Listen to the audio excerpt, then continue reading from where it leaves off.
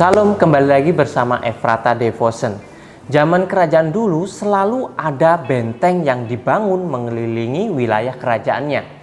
Untuk apa dibangun? Benteng dibangun untuk menjadi suatu tempat perlindungan.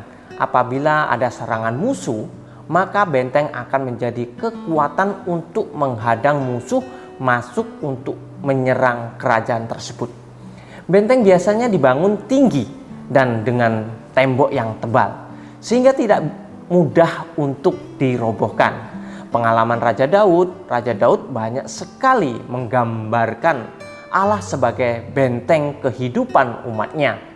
Daud merasakan apa yang terjadi pada masa itu. Benteng itu sangatlah penting. Benteng menjadi perlindungan bagi orang-orang di dalamnya. Jelas sekali apa yang terdapat pada Mazmur 46 ayat 1 sampai yang ke-12.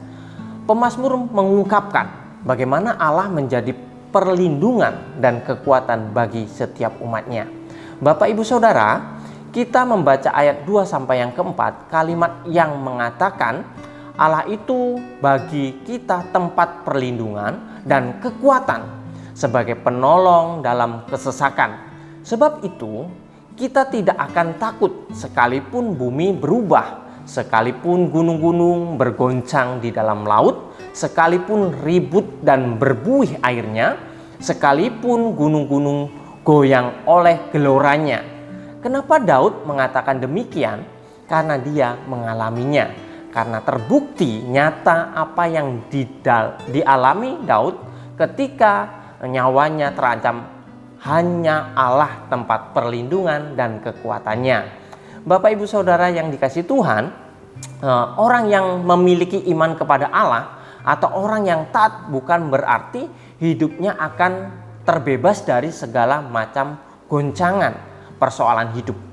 Melalui goncangan atau persoalan hidup tersebut, Allah ingin mengajar kita sesuatu. Allah ingin menyatakan kuasanya dalam hidup kita. Contohnya Yusuf teraniaya oleh saudaranya, menjadi budak, difitnah oleh istri Potifar karena nggak mau memuaskan keinginannya, lalu dipenjara. Contoh lagi, Hosea, Daniel, bahkan Ayub, orang yang taat, namun mendapatkan ujian dan cobaan. Mereka orang-orang yang taat kepada Allah, namun mengalami pergumulan yang tidak mudah.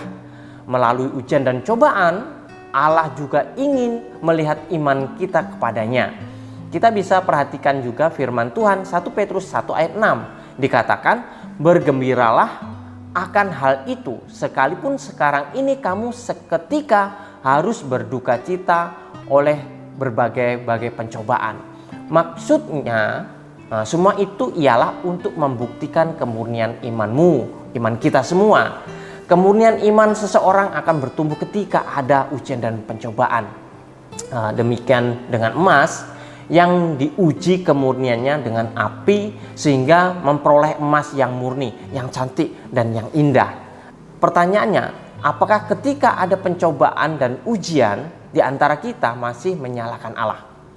Adakah di antara kita tetap meyakini bahwa Dia adalah Allah yang sanggup menolong kita?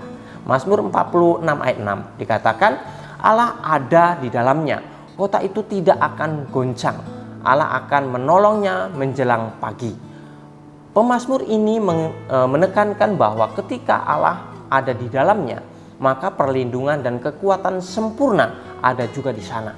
Demikian pula dalam kehidupan kita, Bapak Ibu, saat kita mengizinkan Allah hadir dalam hidup kita, maka kita tidak perlu takut akan segala ujian dan cobaan yang ada. Karena Allah adalah tempat perlindungan dan kekuatan bagi orang yang berpengharapan kepadanya. Mari jadikan Allah sebagai tempat perlindungan kita. Apapun tantangan di dalam hidup kita, yakin dan percayalah bahwa Allah tempat perlindungan yang tepat. Amin. Mari kita berdoa.